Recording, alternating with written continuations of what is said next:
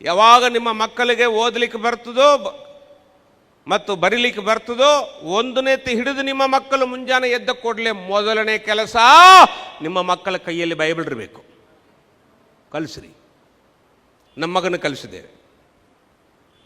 ಒಂದನೇತಿ ಹಿಡಿದು ಇವತ್ತು ಅವನ ವಯಸ್ಸು 21, ಕಾಲೇಜಿನಲ್ಲಿ ಬೆಂಗಳೂರಲ್ಲಿ ಇದ್ದಾನೆ. ಇವತ್ತು ಮುಂಜಾನೆ ಎದ್ದ ಕೂಡಲೇ ಅವನ ಕೈಯಲ್ಲಿ ನೀವು ಬೈಬಲ್ ನೋಡ್ಬೋದು.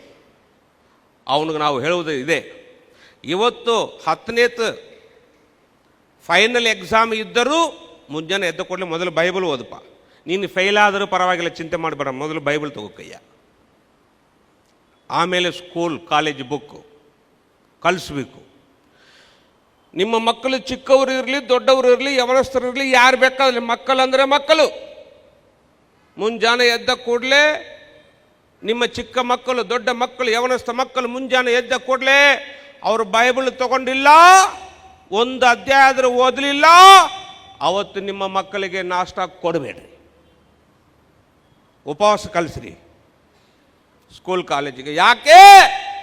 ನಿಮ್ಮ ಮಕ್ಕಳು ಕ್ರಿಸ್ತ ವಿರೋಧಿ ಕಾಲದಲ್ಲಿ ಬಿದ್ದು ಉಪದ್ರವ ಅನುಭವಿಸೋದಕ್ಕಿಂತ ಒಂದು ವೇಳೆ ನಾಷ್ಟ ಬಿಟ್ಟು ದೇವರ ವಾಕ್ಯ ಓದಿ ಯೇಸು ಸ್ವಾಮಿಯ ಬರೋಣಕ್ಕೆ ಸಿದ್ಧವಾಗುವುದು ಒಳ್ಳೆಯದು.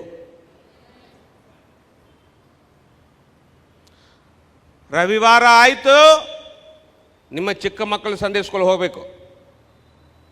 ಹೋಗಲಿಲ್ಲ, ಕಟ್ಟಿಗೆ ತಗೋರಿ, ಹೊಡೆದು ಕಳಿಸ್ರಿ ಸಂಡೇ ಸ್ಕೂಲ್. ಯಾಕೆ? ನಿಮ್ಮ ಮಕ್ಕಳು ಕ್ರಿಸ್ತ ವಿರೋಧಿ ಕಾಲದಲ್ಲಿ ಬಿದ್ದು ಉಪದ್ರವ ಅನುಭವಿಸೋದಕ್ಕಿಂತ ನಿಮ್ಮ ಕೈಯಿಂದ 4 ಏಟು ತಿಂದು ಸಂಡೇ ಸ್ಕೂಲ್ ಹೋಗಿ ದೇವರ ವಾಕ್ಯ ಕಲಿತು ಯೇಸು ಸ್ವಾಮಿ ಸಂಗಡ ಪರಲೋಕಕ್ಕೆ ಹೋಗುವುದು ಒಳ್ಳೆಯದು. ನಿಮ್ಮ ಯವನಸ್ಥ ಮಕ್ಕಳು ರವಿವಾರ ಆಯ್ತಾ ಚರ್ಚ್ಗೆ ಬರಬೇಕು. ಕೆಟ್ಟ ಕೆಟ್ಟ ಹುಡುಗರ ಸಂಗಡ ತಿರುಗಾಡುವುದು ಮತ್ತು ಲೇಟಾಗಿ ಮನೆಗೆ ಬರುವುದು, ರವಿವಾರ ಚರ್ಚ್ಗೆ ಬರೋದೇ ತಿರುಗಾಡೋದು ಬಿಡಬಾರ್ದು.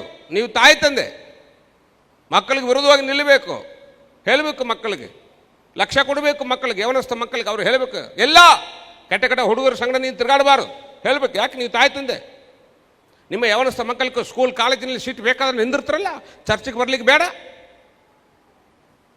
ನಿಂದಿರಬೇಕು. ಯವನಸ್ಥ ಮಕ್ಕಳಿಗೆ ವಿರೋಧವಾಗಿ ಕೆಟ್ಟ ಹುಡುಗರ ಸಂಗಡ ತಿರುಗಾಡಬಾರ್ದು.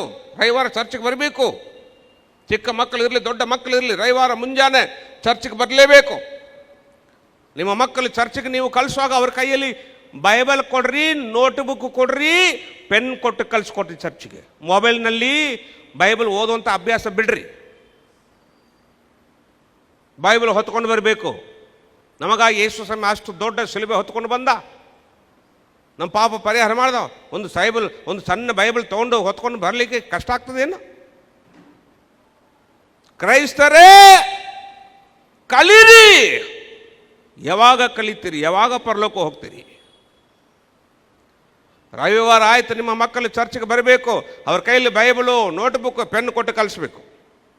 ನಿಮ್ಮ ಮಕ್ಕಳು ಬಂದು ಚರ್ಚ್ ಒಳಗೆ ಕುಂತಿರುವಾಗ ಪಾಸ್ಟ್ರು ಏನೇನು ಸಂದೇಶ ಕೊಡ್ತಾರೋ ಅದೆಲ್ಲ ನಿಮ್ಮ ಮಕ್ಕಳು ನೋಟ್ಸ್ ತೆಗಿಬೇಕು ನೋಟ್ಬುಕ್ನಲ್ಲಿ.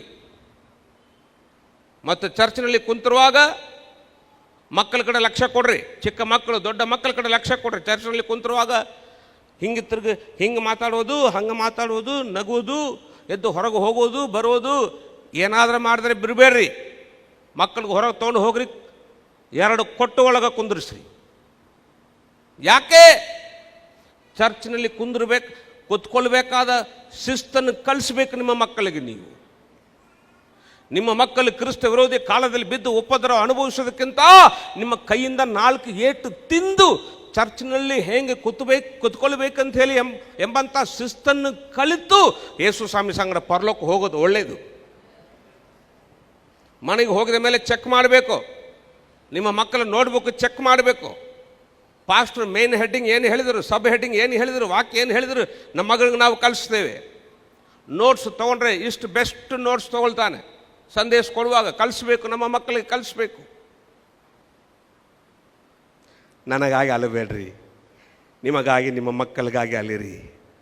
ದೇವರ ಮಕ್ಕಳೇ, ಈಗ ಯೇಸು ಸ್ವಾಮಿ ಬರುವಾಗ ನೀವು ತಾಯಿ, ತಂದೆ, ಮಕ್ಕಳು ಎಲ್ಲರೂ ಕೂಡಿಕೊಂಡು ಕುಟುಂಬ ಸಹಿತವಾಗಿ ಯೇಸು ಸ್ವಾಮಿ ಸಂಗಡ ಪರಲೋಕ ಹೋಗ್ಬೇಕು. ಅದೇ ನನ್ನ ಪ್ರಾರ್ಥನೆ.